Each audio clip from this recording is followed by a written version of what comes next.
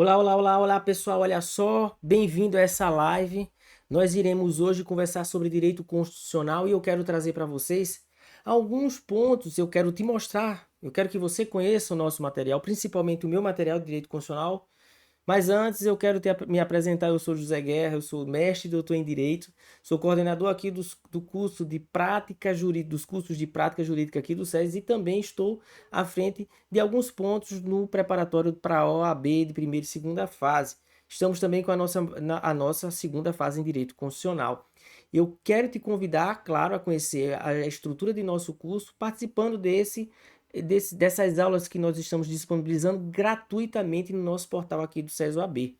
Agora, eu quero também te mostrar, claro, voltando ao que eu estava falando a vocês, o nosso material de resolução de questões. Nós apresentamos a vocês aqui os melhores professores com os melhores materiais de uma maneira direcionada para o máximo aproveitamento e, claro, transpor os 40 pontos da primeira fase da OAB. Eu quero te mostrar aqui logo o nosso material, que aí eu trago para vocês. Esse é o nosso material de primeira fase de nosso curso regular de preparação e as questões para a primeira fase que a gente coloca. E eu, claro, eu trago aqui, por exemplo, o curso de controle de constitucionalidade. Nós temos esse material só de questões, são 79 slides com questões para a primeira fase e isso em uma primeira abordagem. O que é que isso significa? Significa que você vai ter acesso a esse material daqui e a de outros professores quase que da mesma padronização. Claro que cada um dos professores tem uma identidade visual própria, inclusive com a escolha das letras, a formatação das letras, por exemplo, os caracteres né? E aí, esse daqui é o meu material. Então, eu trago para vocês um material que vai te garantir uma, uma certeza de acerto se você estudar e se empenhar e fizer tudo que aqui a gente vem programando para você se propor a fazer no nosso planejamento, no nosso planner, seja de 30 dias, de 60, de 80, de 90, de 120 dias ou então o inteiro, o total, né, que abarca muito todas as disciplinas. Você vai estar aqui bem assessorado e com a equipe pedagógica que vai te fazer diferença nas tuas, nas tuas preparações, na tua preparação para a primeira e segunda fase. E claro, já te convido também a conhecer os nossos professores de segunda fase aqui. Eu estou aqui com o Direito Constitucional e aí você vai comigo até ser aprovado. Então, olha, vem junto com a gente. Já começo aqui mostrando a vocês nessa live aqui como a gente aborda. Primeira questão eu abro para vocês aqui. Olha só, eu abro para vocês. Deixa eu só ampliar aqui para a gente melhorar. Ok. Olha só. O estado ômega, no estado ômega, um deputado estadual ajuizou representação de inconstitucionalidade perante o Tribunal de Justiça local, visando questionar a constitucionalidade de uma lei estadual. O tribunal, porém, se negou a conhecer da representação, argumentando que o deputado não possui legitimidade ativa, conforme estabelecido na Constituição Estadual. Inconformado, o deputado considera interpor recurso extraordinário a ser julgado pelo Supremo Tribunal Federal contra a decisão do Tribunal de Justiça. Com base no sistema jurídico constitucional brasileiro, o advogado do deputado estadual informou corretamente que, alternativa letra A, não cabe recurso extraordinário, pois o Tribunal de Justiça é o guardião da Constituição do Estado e a questão não envolve norma de reprodução obrigatória. B, é cabível recurso extraordinário, pois a decisão do Tribunal de Justiça envolve interpretação da Constituição Estadual que deve ser revista pelo STF. C. Não é possível interpor recurso extraordinário, mas sim recurso ordinário, pois trata-se de matéria de direito infraconstitucional. D. Deve ser interposto recurso extraordinário, pois qualquer decisão do Tribunal de Justiça pode ser revisada pelo STF independente da matéria. Eu volto aqui a vocês o seguinte: controle de constitucionalidade, e aí nós temos as nossas divisões, né? Todas as ações de controle e a ação de declaração de constitucionalidade. Quando a norma que se encontra no texto da Constituição Estadual é de reprodução obrigatória, ou seja, ela se encontra no texto da Constituição Federal e obrigatoriamente ela deve ser transposta, claro, realizando as devidas adaptações, mas não modificando o teor processual e material que ali se encontra, ela vai também para o texto da Constituição do Estado. E aí, normas de reprodução obrigatória, ela, quando o legitimado ativo propõe um ADI cujo parâmetro de controle de constitucionalidade é esta norma de reprodução obrigatória, mas que está no texto da Constituição do Estado, é o mesmo que se utilizar dentro do Tribunal de Justiça do texto da Constituição Federal. Mas quem está ali fazendo a análise técnico-jurídica é o Tribunal de Justiça, seja por norma criada e elaborada pela Assembleia Legislativa, seja norma advinda dos municípios. Fechamos aqui. Então, eu tenho norma de reprodução obrigatória, que se encontra no texto da Constituição Federal, ela é reproduzida no texto da Constituição do Estado. Ok? Ok. Existe uma legislação, seja municipal ou estadual, que vai de encontro a essa norma que está na Constituição Estadual. E essa norma, lembro, sempre é de reprodução obrigatória. Nesse exemplo, o legitimado ativo ele vem e propõe uma ação de controle de constitucionalidade. Quando a norma ela é de reprodução obrigatória no texto da Constituição e ela veio, claro, do texto da Constituição Federal, o processo não termina, não se conclui no último ato do Tribunal de Justiça. É possível a interposição de um recurso extraordinário para o STF, porque o parâmetro não deixa de ser federal, ou seja, da Constituição Federal. Agora, se não for norma de reprodução obrigatória no texto da Constituição do Estado e é proposta uma ação de controle de constitucionalidade, cuja norma se baseia nesse parâmetro de texto da Constituição do Estado, que não é de reprodução obrigatória no texto da Constituição Estadual, o último ponto a ser julgado é no Tribunal de Justiça. Daí não passa. Não existe nenhum recurso que venha a fazer com que haja a sobrelevação dessa decisão para ser reanalisada em um órgão de um tribunal superior, seja o STJ ou o STF. O STJ, em controle de constitucionalidade, ele só vai adentrar se for um controle advindo de um contexto em que há ali um pedido incidente de controle de constitucionalidade para se chegar a um bem da vida específico em uma ação, em um caso concreto, em uma base difusa, em que qualquer magistrado ou magistrada pode assim analisar incidentalmente o pedido de controle de constitucionalidade para se chegar ao bem da vida desejado no processo específico. Entenderam aqui? Então a gente já chega aqui nessa conformação. Então, agora, perceba, quais são os legitimados ativos à propositura de uma ação de controle de constitucionalidade? Presidência da República, mesa do Senado, mesa da Câmara Federal, Procurador-Geral da República, Conselho Federal de Ordem, da OAB, partido político com representação no Congresso Nacional, basta ele ter só um parlamentar, seja senador ou deputado federal, para ele ter legitimidade ativa para a propositura da ação. Associações e sindicatos que tenham uma amplitude nacional também entra como um possível legitimado ativo. E, claro, você abarcando tudo isso, você vai ver.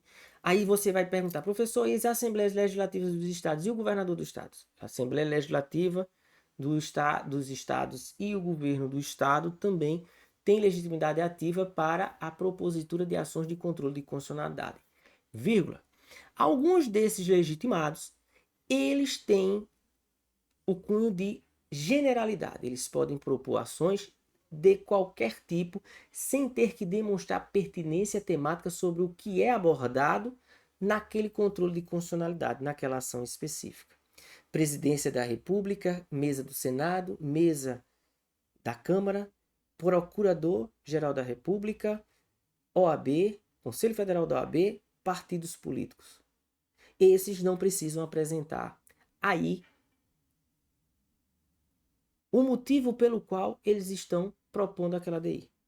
Por quê? É uma legitimação universal em que não há, nesse contexto, a necessidade de dizer o motivo pelo qual, olha, eu estou propondo essa ação porque essa ação me causa um problema.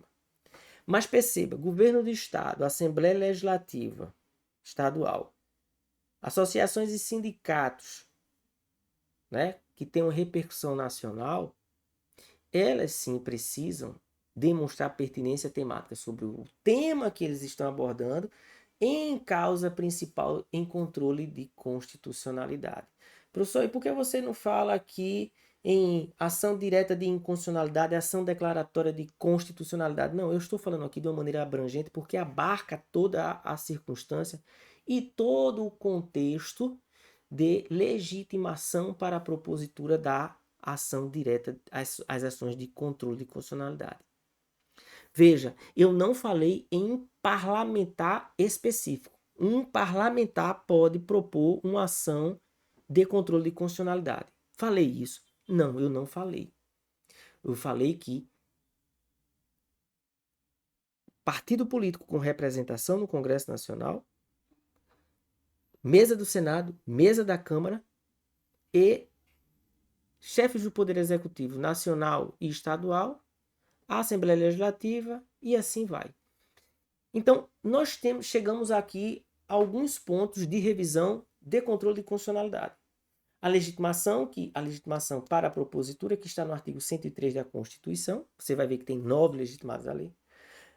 A pertinência temática que alguns legitimados precisam apresentar para, assim, poder ingressar com a ação de controle de constitucionalidade. Normas de reprodução obrigatória em situações em que haja ações de controle de constitucionalidade no Estado, pode subir via recurso extraordinário para o STF. Também eu falei aqui que, em não sendo norma de reprodução obrigatória do texto da Constituição Federal para o texto da Constituição do Estado, a ação de controle de constitucionalidade para no Tribunal de Justiça. Mas, em caso de uma ação proposta por qualquer um de nós, meros réis mortais, em que o pedido incidental perpassa por um controle de constitucionalidade de uma lei para que eu chegue ao bem da vida específico, essa norma, essa ação, ela vai poder tramitar, e se ela atender em grau de recurso aos requisitos específicos para a interposição do recurso extraordinário e o do recurso especial, ela vai seguir a sua vida tranquilamente. Lembro a vocês que para controle de ação declaratória de constitucionalidade, normativo e leis federais, ações diretas de inconstitucionalidade, leis estaduais, normativos e leis federais. Professor, e o ADPF? A ADPF entra em um regime diferenciado, em que há aqui a necessidade de configuração de um descumprimento de preceito fundamental e que também, perceba que também requer um pouco mais de sofisticação no que diz respeito à observação da ação em si, do trâmite processual, do trâmite procedimental. Inclusive, na teoria da recepção e da não recepção, em que normas anteriores a 5 de outubro de 88 elas foram recepcionadas ou não recepcionadas, normas anteriores à Constituição à Constituição Federal, normas municipais que atinjam e aqui agridam a preceito fundamental podem ser objeto de ADPF, a arguição de descumprimento de preceito fundamental. Fechado isso, nós vamos agora voltar às nossas alternativas na questão. Alternativa A. Não cabe recurso extraordinário, pois o Tribunal de Justiça é o guardião da Constituição do Estado e a questão não envolve norma de reprodução obrigatória. Fala aí o que é o tema que se aborda, o motivo pelo qual vai se propor vai interposição de um recurso extraordinário. Legitimação é norma de reprodução obrigatória com as devidas adaptações, claro. Sim ou não? É. Então, quando você vê que a legitimação ela leva em consideração essa necessidade, se a ação foi proposta perante o Tribunal de Justiça, e aqui o que está se discutindo é a legitimação, é uma norma de reprodução obrigatória. Norma de reprodução obrigatória, dentro de um contexto de análise de controle de constitucionalidade no Estado, é passível de interposição de recurso extraordinário. Então, voltemos aqui. B. É cabível o recurso extraordinário, pois a decisão do Tribunal de Justiça envolve interpretação da Constituição Estadual que deve ser revista pelo STF. A alternativa B está errada. Nada, não perpassa nem essa ideia. Alternativa C. Não é possível interpor recurso extraordinário, mas sim recurso ordinário. Também não. Não é passível de recurso ordinário. Porque recurso ordinário ele tem uma configuração específica de ser manuseado, que é o artigo 105, inciso 2º da Constituição Federal, levando em consideração a competência do STJ. Deve ser interposto recurso extraordinário, pois qualquer decisão do Tribunal de Justiça pode ser visitada, qualquer decisão do Tribunal de Justiça não é validamente aceitável essa construção lógica de alternativa. Porque em uma ação de controle de constitucionalidade, em que a norma parâmetro ela atinge apenas a parametrização de um texto que não é de reprodução obrigatória, mas que está na Constituição do Estado, o processo se encerra com a última decisão do Tribunal de Justiça. Então, a alternativa D ela está fora de cogitação para ser marcada como a alternativa correta. Então, nos sobra a alternativa A. Não cabe recurso extraordinário, pois o Tribunal de Justiça é o guardião da Constituição Federal e a questão não envolve norma de reprodução obrigatória.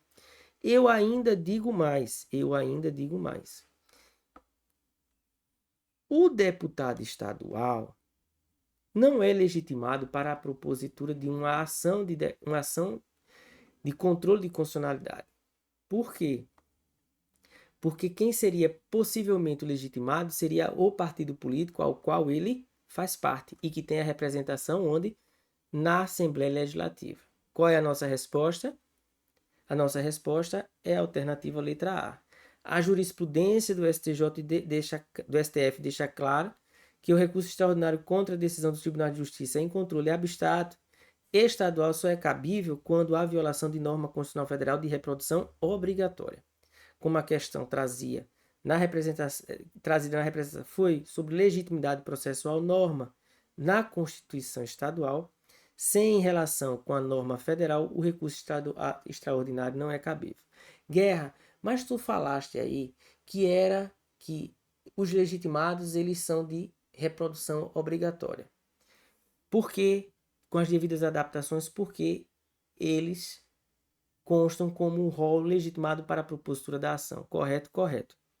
Mas perceba, a legitimação advém de uma reprodução obrigatória de um texto válido e não de um texto inválido. O que é que isso quer dizer? Quer dizer que a legitimação aí ela não existe reflexamente na Constituição Federal, mas tão só na Constituição do Estado. O Estado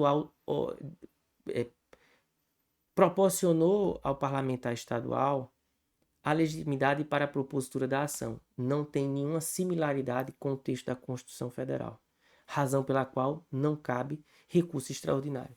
Mas se fosse o governador do estado, se fosse o Ministério Público, se fosse um partido político, se fosse o Conselho Seccional da OAB, haveria possibilidade? Haveria possibilidade. Por quê? Porque há uma similaridade, uma reprodução obrigatória no texto federal, no texto constitucional estadual. Entenderam a brincadeira? Então, nem tudo o que parece, na verdade, é aquilo que você quer, deseja que seja. Agora, lembro a vocês o seguinte. Renato sempre fala isso quando a gente está nas correções das provas. Lembre-se, você deve marcar a resposta que a FGV quer que você marque. Se a sua resposta der um match com a resposta que a FGV quer que você marque, tá valendo. Não esquece disso, não perde isso de vista, tá bom? E aí eu vou mostrar aqui a vocês mais uma questão, e aqui eu vou trazer sobre nacionalidade. Nacionalidade, vamos lá? Vamos lá. Doralice, brasileira, funcionária de uma empresa italiana situada em Roma, conheceu Rocco, italiano, e com ele se casa. Em Milão, em 98, nasce Giuseppe, filho do casal, sendo registrado unicamente na repartição pública italiana. Porém, recentemente, Giuseppe, que sempre demonstrou grande afinidade com a cultura brasileira, externou aos seus pais e amigos duas ambições: adquirir a nacionalidade brasileira e integrar o quadro dos servidores do Itamaraty, na condição de diplomata brasileiro. Ele procura, então, um escritório de advocacia no Brasil para conhecer as condições necessárias para atingir os seus objetivos, de acordo com o sistema jurídico constitucional brasileiro. Giuseppe.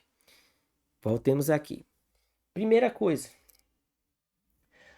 houve uma alteração nesse ponto da Constituição Federal por meio da Emenda Constitucional 133 de 2023, de 3 de outubro de 2023. O que é que isso quer dizer? O que é que isso significa? O que é que ela alterou? Ela alterou o modo como há a perda da nacionalidade brasileira. Não alterou mais nada do que isso. Uma outra situação é como é a aquisição da nacionalidade brasileira. Perceba, se esse jovem, que é filho de brasileira, vier morar no Brasil e tiver mais do que 18 anos, ele pode aqui solicitar a nacionalidade brasileira. Ele será brasileiro nato naturalizado. Ele será brasileiro nato. Por quê? Porque ele é filho de brasileira. Guerra. Mas não seria brasileiro naturalizado porque ela não trabalha, ela trabalha em uma empresa italiana, ela tá lá, domiciliada lá. Não. O critério do jus sanguinis é muito forte. Independente se é pai ou a mãe, algum dos genitores esteja ou não a serviço do governo brasileiro, o critério do ius sanguinis é muito forte. Se nasce no Brasil, critério ius soli. Se nasce em repartição brasileira, em qualquer lugar que esteja, fora do país ou dentro do país, critério do ius solis. Filhos de brasileiro também serão brasileiros natos. E ele quer ir para o Itamaraty, compor o quadro dos diplomatas de quarto, quinto, primeiro, segundo, terceiro, terceira classe, ele também será diplomata, se ele assim o quiser. Então, nós temos aqui uma configuração de uma possível resposta, que aí a gente vai ver agora, olhando cada uma das alternativas. Poderá exercer qualquer cargo público no Brasil, na República, uma vez que, por ser filho de pessoas detentoras de nacionalidade brasileira, já possui a condição de brasileiro nato. B. Poderá atingir o seu objetivo de ser um diplomata brasileiro, caso lhe seja reconhecida a condição de brasileiro nato, status que somente será alcançado se vier residir no Brasil e optar pela nacionalidade brasileira. C. Poderá adquirir a nacionalidade brasileira na condição de brasileiro naturalizado e, assim, seguir a carreira da diplomacia, seguir a carreira diplomática, pois a Constituição veda qualquer distinção entre brasileiro nato e naturalizado. D. Não poderá seguir a carreira diplomática pela República Federativa do Brasil, já que sua situação concreta apenas lhe confere a possibilidade de adquirir a nacionalidade brasileira pela via da naturalização. Qual é a resposta? A resposta correta é a letra B de bola. Poderá atingir o seu objetivo de ser um diplomata brasileiro caso lhe seja reconhecida a condição de brasileiro nato, status que somente será alcançado se vier a residir no Brasil. O que é que significa isso? Domicílio e residência no Brasil. E optar pela nacionalidade brasileira. Agora, lembro a vocês o seguinte. Não existe mais a ideia de perda da nacionalidade brasileira em decorrência de aquisição de outra nacionalidade por vontade própria. Ou seja, eu quero ser italiano, obtenho a nacionalidade italiana, mas eu vou perder assim a brasileira. Não. Hoje, a única maneira de se perder, as únicas duas maneiras de se perder a nacionalidade brasileira são as seguintes. Primeiro, se no processo de naturalização, for apresentados documentos falsos, documentos que venham a tergiversar e que venham a agredir a ordem jurídica brasileira, que venham a agredir o ato de soberania, porque o ato de declarar, de disponibilizar um pedaço do Brasil àquela pessoa, atribuindo a essa pessoa a nacionalidade brasileira, vai de encontro a tudo o que você pode entender como soberania. E aí, essa pessoa vai perder a nacionalidade brasileira. Mas calma, deixa eu chegar no segundo ponto e depois voltar aqui. E o segundo motivo que a Constituição hoje apresenta após a emenda 131 de 2023 é o requerimento realizado pelo brasileiro, nato ou naturalizado, em não mais ser brasileiro. E aí será deferido ou não, a depender das circunstâncias de como esse brasileiro que fez esse requerimento de cancelamento de nacionalidade vier apresentar. A Constituição é clara. Se esse brasileiro que requereu o cancelamento da nacionalidade brasileira não for detentor de uma outra nacionalidade, esse pedido não lhe será deferido, porque o Brasil é signatário do tratado com relação à convenção, tratado que trata sobre os apátridas. E da mesma forma, mesmo que a pessoa tenha apresentado documentos falsos, mesmo que a pessoa tenha chegado a essas circunstâncias, mas que se ela obteve a nacionalidade brasileira por um ato fraudatório, mas ele não tem uma segunda nacionalidade, essa pessoa também não perderá a nacionalidade brasileira. Por quê? Pelo mesmo motivo do primeiro. O ato de dignidade é ter uma nacionalidade. A brasileira será mantida até que se verifique de fato se essa pessoa que fraudou o processo de naturalização tenha uma outra nacionalidade para dizer que é sua. Tá? E aí a gente já vai, claro, na nossa resposta. Olha aí o que é que segue a resposta. A resposta vai à letra B.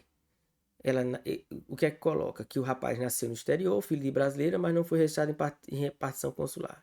A Constituição Federal exige, nesse caso, o interessado resida no Brasil, manifeste após maioridade a opção pela nacionalidade brasileira. Somente após essa opção, José será brasileiro nato e poderá ocupar cargos privativos de brasileiros natos, como de carreira diplomática. Interessante que no STJ existia o ministro Félix Fischer.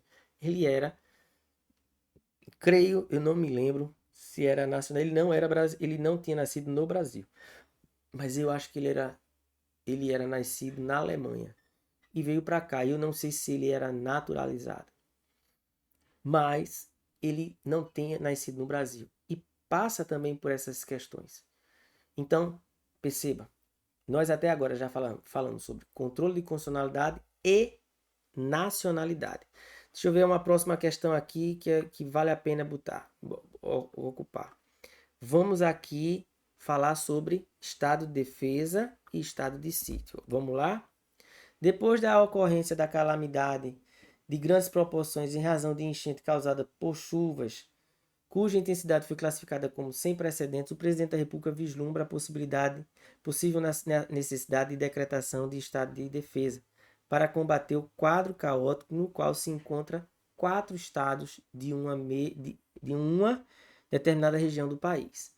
Depois de visitar o local, ele tem dúvidas acerca do prazo de duração da medida e, por Por isso, submete a proposta à apreciação de sua assessoria jurídica. Assinale a alternativa que, em consonância com o sistema jurídico constitucional brasileiro, deve ser adotada. E aí, eu volto aqui para vocês. Pessoas, algo que é extremamente importante nas tuas preparações para o exame da ordem ou para qualquer concurso público, se assim você desejar, é que você tenha pelo menos 70% de seu tempo de estudo ocupado por texto de lei. Eu compreendo que você precisa entender teoria, mas você também tem que entender que a leitura da letra seca de lei precisa ser realizada com constância.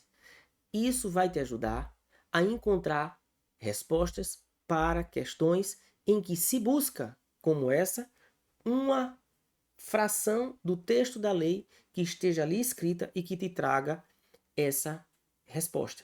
Então, você pode até achar estranho isso, mas não há como fugir. A leitura da letra de lei, ela é essencial para a tua aprovação.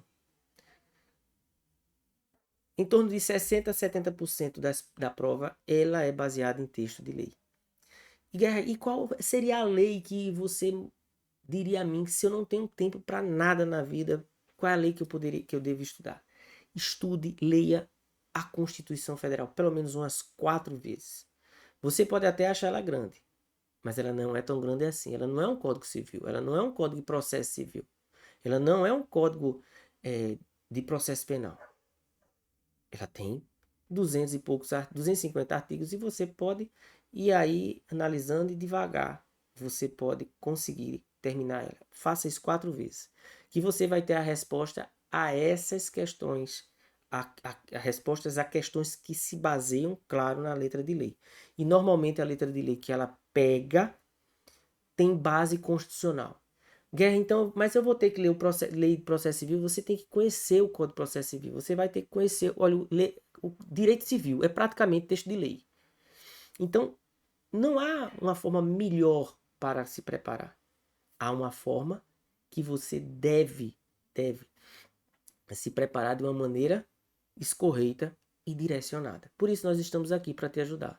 E claro, nós temos professores excelentes. Um exemplo, a professora Cíntia, que ela é de penal e processo penal, que é maravilhosa. Rafael Ribeiro, que é um professor excelente, excepcional de direito civil. E eles fazem parte do quadro de excelência que nós temos aqui no CESOAB. Isso para citar alguns, tá? Qual seria a nossa resposta aqui? A nossa resposta seria a letra C de casa. Por quê? A União deve indenizar pelos danos e custos decorrentes da ocupação e uso temporário de bens e serviços estaduais. O Estado de Defesa não autoriza a violação do princípio federativo, pois as medidas devem respeitar a autonomia dos entes federativos. O prazo máximo para o Estado de Defesa é de 30 dias, prorrogável uma vez por igual período, e não 90 dias, como mencionado na alternativa B. A decretação do Estado de Defesa depende de comunicação imediata ao Congresso Nacional e não de prévia autorização para medidas específicas comunicadas na alternativa D. Então, nós temos aí a alternativa C como aquela que vai te ajudar, que vai colocar você dentro do páreo para ser aprovado na primeira fase do exame da ordem. Questões como essa abordagem que nós apresentamos, com questões e resolução de questão, e também a indicação de texto de lei para que você estude e se prepare da melhor maneira possível. E claro, com material direcionado, material que foca na tua preparação de maneira objetiva. Esse é o nosso propósito aqui. E sempre com um atendimento humanizado que você merece ter, para que nós entendamos as suas necessidades e façamos com que seus estudos sejam adaptados de uma melhor forma para as suas necessidades dentro daquilo que nosso projeto pedagógico de preparação para o exame da ordem apresenta. Meu nome é José Guerra, eu sou professor de Direito Constitucional aqui do CESOAB e eu agradeço muito a tua presença até aqui. E qualquer dúvida, nos segue nas redes sociais no @prof. José Guerra e também no @CESOAB. Valeu, um forte abraço, sucesso! E vem junto com a gente.